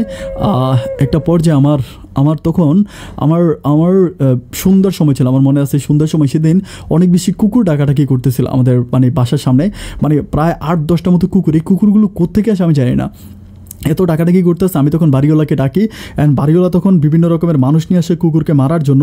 কুকুরকে যত মারে কুকুরটা দৌড়ে করে এসে আবারও সেম জায়গায় এসে কান্নাকাটি মানে ইয়ে করতে থাকে, মানে ডাকাডাকি করতে। মানে সেদিন আমার মেয়েটা একটু ভালো ছিল, ও কিন্তু কুকুরের ডাক শুনে ও কিন্তু আর মানে কান্নাকাটি করে না। অন্যদিন কিন্তু প্রচুর কান্না করতো, সেদিন আর কান্না করে না, কুকুর ডাকতেছে কান্না করে না। এভাবে করতে করতে রাত আনুমানিক প্রায় 2টার মতো বাজে, তখন আমি দেখি আর কুকুর আর ডাকতেছে না, কুকুরগুলো না। আমি তখন প্রস্রাব করার জন্য যাই, আমার মেয়েটাকে আমরা কিন্তু মানে একটা খাট বানাই ওর জন্য, মানে ওকে কিন্তু উত করে শোয়াই, তারপর আবার সাইডে শোয়াই, বাট একদম মানে পিছনের দিকে শোয়াই না, কারণ পিছনের দিকে শোয়াইলে কিন্তু ওর ওই মানে পিঠের ডাক্তার উপরে চাপ পড়ে, ও কান্নাকাটি করে। এই জন্য বেশিরভাগ সময় ওকে উত করে রাখি বা কাত করে ওকে ঘুমাই। তো এরকম করার পরে আমি যখন রাত 2টা বাজে আমি প্রস্রাব করে যখন আমি আসলাম, এসে আমি মাহিকে ডাকলাম যে মাহিকে 2-3 বার ডাকতেছে, মাহি কোনো কথা বলতেছে না। যখন কথা বলতেছে না, আমি আমার মেয়েটাকে ডাকতেছি, বাট আমার মেয়েটাও কোনো কথা বলতেছে না। তখন আমি মাহিকে যখন জোরে ডাক দিই, তখন মাহি হঠাৎ করে উঠে ওইটা বলতেছে কী হয়েছে। আমি বলি কী ব্যাপার, দেখো তো বাবুটা কথা বলতেছে না কেন। তখনও বারবার বাবুটাকে যখন ধরে 2-3 বার ডাক দেয়, তখন আর বাবু কোনো কথা বলে না। আমরা তখন বুঝতে পারছি আমাদের বাবুটা আর দুনিয়াতে বেঁচে নেই।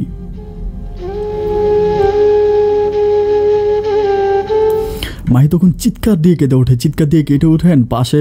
আশেপাশের বাড়ি থেকে অনেক মানুষজন আসার পরে আমার মেয়েটাকে দেখার পর আমাকে সবাই বলতে আসে, ওইটা কিন্তু কেউ জানতো না যে আমরা ইন্ডিয়াতে নিয়ে এরকম ওর পিছনে এই কাজটা করছিলাম।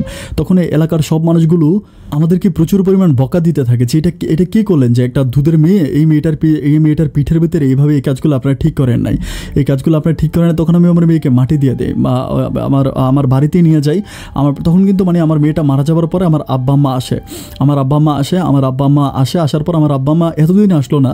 আমার দুঃখ হচ্ছে আজকে এতটা বছর হয়ে গেল আমার আব্বা আম্মা আসলো না, বাট আমার মেয়েটা যেদিন মারা গেলো সেদিন আমার আব্বা আম্মা আইসা মেয়েটা লাশটাকে নিয়ে তারা হচ্ছে ইয়েতে যায়, ওইখানে আমার বাড়িতে যাওয়ার পর আমার তখন শ্বশুর শাশুড়ি সবাই আসে, আমার শ্বশুর শাশুড়ি আমার আব্বা আম্মা সবাই আসে।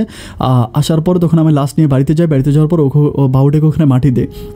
মাটি দেওয়ার পরে তখন আমার আব্বা আম্মা তখন বলতেছে যাও আবার তা তো হয়েছে, তখন তারা বুঝতে পারে আমার ইমোশনটা বুঝতে পারে, অ্যান্ড তখন তারা আর কোনো ঝামেলা করে না, তারা বলে যে আচ্ছা ঠিক আছে। এরই মাঝে কিন্তু আমার মেজু ভাইটা বিয়ে করতেছে না, মানে মেজু ভাইকে যতই জায়গায় মেয়ে দেখে আমার মেজু ভাই বিয়ে করে না, মানে কোনোভাবে উনি বিয়ে সাথে উনি করবে না, মানে জানি না ওনার প্রবলেম কি উনি বিয়ে কেন করে না। বাট বাড়িতে আসার পরে এভাবে প্রায় আরও 6 মাসের মতো কাটে, অ্যান্ড 6 মাস পরে আমি একটা ব্যাপার খুব খেয়াল করে দেখি, মানে আমার বাবুটা যখন মারা যায় তখন মাহি একটু অ্যাবনর্মাল হয়ে যায়। অ্যাবনর্মাল মানে খুব কথা বলে না, কারোর সাথে কথা বলে না, সবসময় গম্ভীর হয়ে থাকে, এরকম গম্ভীর হয়ে থাকে। 6 মাস কাটার পরে আমার বাবু মারা যাওয়া 6 মাস কাটার পরে যেটা হয় সেটা হচ্ছে মাহি কমপ্লিটলি কথা বলা বন্ধ করে দেয়। আমার কারোর সাথে কথা বলে না, ও শুধুমাত্র ইশারা ইঙ্গিতে 2-1টা কথা বলে, আর কোনো কথা বলে না। এরকম করে কাটতে কাটতে একটা পর্যায়ে মাহি খাওয়া দাওয়া ঘুম সব কিছু বন্ধ হয়ে যায়, অ্যান্ড ও খালি জিগির করতে থাকে, মানে বসে বসে খালি জিগির করে, এরকম করে জিগির করে, রাতের বেলায় জিগির করে, মানে অটো শব্দ করে জিগির করে। আশেপাশের সব মানুষ তখন চলে আসে ওর জিগিরের শব্দ শুনে, মানে এত জোরে লাউডলি আল্লাহ আল্লাহ বলে ডাকে যে আশেপাশে সব মানুষ চলে আসে। রাতের বেলায় আর ও ঘুমাইতে পারে না, ও আর ঘুমায় না, তখন এমন একটা সমস্যা হয়ে যায় ওরে আমি আর ধরে রাখতে পারি না, ও তখন সম্পূর্ণ পাগল হয়ে যায়। অ্যান্ড পাগল হয়ে যাওয়ার পরে আমি তখন আর ওকে আমি বাড়িতে রাখি, চিকিৎসা করার জন্য চেষ্টা করি, কিন্তু আমার আব্বা আম্মা বলতেছে যে ধরনের পাগলামি করে ওভাবে বাড়িতে রাখা সম্ভব না, যাকে তাকে গালাগালি করে আর মানে জিগির করে, যে গালাগালি করে জিগির করে। একটা পর্যায়ে তার মা তাকে চিটং থেকে কক্সবাজারে নিয়ে যায়, কক্সবাজারে একটা পাগলা গারদে তাকে ভর্তি করানো হয়, ওইখানে সে রাখে।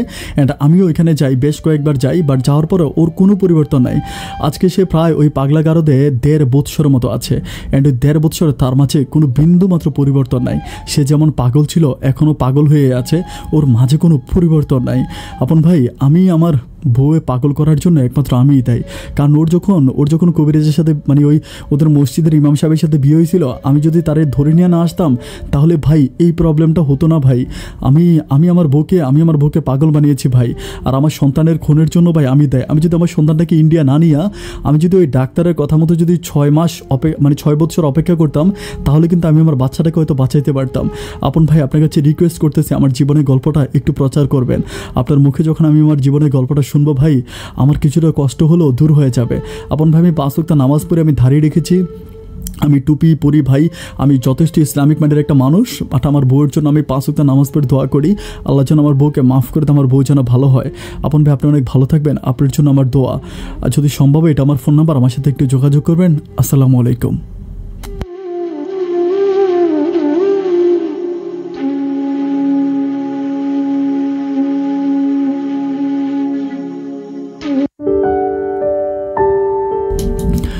সম্মানিত দর্শক বন্ধুরা, শুরুতেই সবাইকে ধন্যবাদ এতক্ষণ পর্যন্ত আমার সাথে থাকার জন্য। জীবনের গল্পটা একটু ভিন্ন রকম, মানে এই গল্পটা একটু ভিন্ন রকম ছিল, আমি আসলে ভিন্ন রকম দেখেই গল্পটাকে সিলেক্ট করেছি। আপনারা মাঝে মাঝে আমাকে শুধু কমেন্টস করে বলেন যে আপন ভাই একটু ভিন্ন রকম গল্প শুনতে চাই, বাট আমি আজকে 2 দিন ধরে আমি রিসার্চ করতেছি যে অনেক গল্পই আসে, আসলে প্রতিদিন দেখা যায় কি আমার কাছে প্রায় 8-10টা মতো গল্প আসে, মানে সর্বনিম্ন 6টা এবং উপরে হচ্ছে 10-15টা গল্প পর্যন্ত আমি মাঝে মাঝে পাই। তো এখান থেকে আমি যেটা ভালো লাগে, যেটা সিলেক্ট আমার কাছে মনে হয় যে গল্পটা ভালো হতে পারে, এই গল্পটা আমি সিলেক্ট করি। তো এই জন্য আমি মানিক ভাইয়ের জীবনের গল্পটা আমি আজকে সিলেক্ট করলাম এই কারণেই যে আপনার সবসময় ইমোশন বা অন্যরকম গল্প শুনতে শুনতে জানি কেমন একটু আমাকে বারবার কমেন্টস করে যে আপনি ভিন্ন রকম গল্প দেন। তো মানিক ভাইয়ের জীবনের গল্পটা আমি যখন পড়েছিলাম, গল্পের মাঝে আমি অনেক কিছু স্কিপ করেছি, গল্পটা আর অনেক বেশি লম্বা হতো, তার পরিবারের সাথে তার অনেক প্রবলেম আছে, ওই প্রবলেমের কথাবার্তাগুলো আমি অনেক কিছু কেটে ছিঁড়ে যতটুকু পেরেছি ততটুকু আপনাদেরকে বলার জন্য চেষ্টা করেছি। মানিক ভালোবেসেছে, তার ভালোবাসার মাঝে কোনো ভুল ছিল না, মাহিও তাকে ভালোবেসেছে, যথেষ্ট ভালোবেসেছে। এই জীবনের গল্পের মাঝে আমি এটাই পেলাম যে আল্লাহর যা মর্জি হয়েছে, আল্লাহ যেটা ভালো মনে করেছে আল্লাহ সেটাই করেছে। বাট মানিক ভাই কিন্তু অকপটে স্বীকার করেছে যে তার বউকে সে ওই হুজুরের কাছ থেকে নিয়ে আসাটা ঠিক করে নাই। এটা আমার কাছে একটু মনে হয় এটা যে আসলে মানে একটা মেয়ের বিয়ে হয়ে গেছে, বিয়ে হয়ে যাওয়ার পরে তার বিয়ে হয়ে গেছে, মানিক ভাই পাগলামিগুলো না করে সে যদি সব কিছু মেনে নিত তাহলে হয়তো মানে আই ডোন্ট নো, বাট আমার কাছে মনে হয় যে মাহি ওই হুজুরের কাছে ভালোই থাকতো, ওই হুজুরের সংসারে। কিন্তু এরপরও আমি একটা জিনিস বলবো, সেটা হচ্ছে যত যাই হোক জন্ম মৃত্যু এই দুইটা হচ্ছে আল্লাহর হাতে। আমরা এই পৃথিবীতে জন্মানোর সাথে সাথে কিন্তু আমাদের মৃত্যুর ডেটটা কিন্তু তখনই ফিক্সড হয়ে যায়। আমরা কখন মারা যাব এটা জন্মানোর সাথে সাথে কিন্তু আল্লাহ ফিক্সড করে দেয়। আমি একটা দিনের হয়তো কিন্তু মানে বাড়াইতে পারবো না, এটা কিন্তু সম্ভব না। মাহির বাবুটার হয়াত যতটুকু দুনিয়াতে ছিল সে ততটুকুই দুনিয়াতে মানে বেঁচে ছিল। এটার জন্য আসলে মানে মানিক ভাই দোষ নাই, যে মানিক ভাইকে আমি দোষারোপ করতেছি না। সে ইন্ডিয়াতে তার বাচ্চাকে নিয়ে গেছে চিকিৎসা করানোর জন্য, অন্য কোনো উদ্দেশ্য কিন্তু ছিল না। আর মাহি আমি আল্লাহর কাছে প্রার্থনা করি আল্লাহ যেন মাহিকে ভালো করে দেয় বা মাহি যেন সুস্থ হয়, এটা আমি মন থেকে প্রার্থনা করি। যারা আজকে জীবনের গল্প শুনেছেন তাদেরকেও বলবো যে মাহির জন্য দোয়া করবেন, মাহি যেন সুস্থ হয়েছে। আমি মন থেকে দোয়া করি আল্লাহ তাকে ভালো করে দেখ। আমি চেষ্টা করবো তাহাজ্জুদ নামাজ পড়েও দোয়া করার জন্য আল্লাহ যাতে মাহিকে ভালো করে দেয়, সে যেন সুস্থ হয়। আমি জানি না আসলে প্যারানর্মাল টাইপের ঘটনাগুলো আমার কাছে মনে হচ্ছে। যাই হোক দর্শক বন্ধুরা, সবাই অনেক ভালো থাকবেন, সুস্থ থাকবেন। আপনাদের সুস্থ থাকার প্রত্যাশা আমি আপন আজকের মতো এখানেই বিদায় নিচ্ছি। অন্য কোনো দিন অন্য কারো জীবনের গল্প নিয়ে, জীবনের গল্প এই অনুষ্ঠানে আমি আপন আবারও হাজির হয়ে যাবো। সে পর্যন্ত সবাই ভালো থাকবেন, সুস্থ থাকবেন, এই শুভকামনায় আজকের মতো এখানেই বিদায়। Tata bye.